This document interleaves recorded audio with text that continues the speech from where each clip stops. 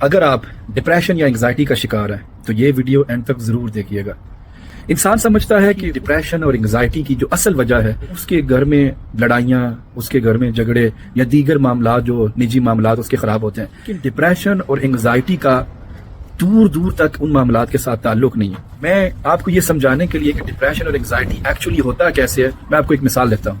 آپ کو ویڈیو میں نظر آ رہا ہوگا کہ اس ٹائم پر روشنی ہے، دن کا ٹائم ہے، لیکن اس روشنی میں اگر یہ کالے گلاسز لگا لوں، یہ سن گلاسز، تو آپ یقین کریں اتنی روشنی ہونے کے باوجود آپ کو روشنی نظر آئے گی، لیکن مجھے ہر چیز بلیک نظر آئے گی۔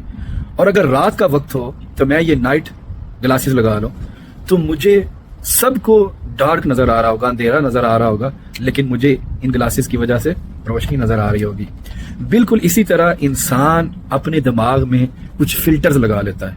اگر وہ اس طرح کے بلیک فلٹرز لگا لے، مطلب کہ انسان اپنی زندگی میں اپنی ساری توجہ صرف انہی معاملات کی طرف لے جائے جو معاملات خراب ہیں، تو پھر انسان کو ڈپریشن اور انگزائٹی ہونا شروع ہو جاتی ہے۔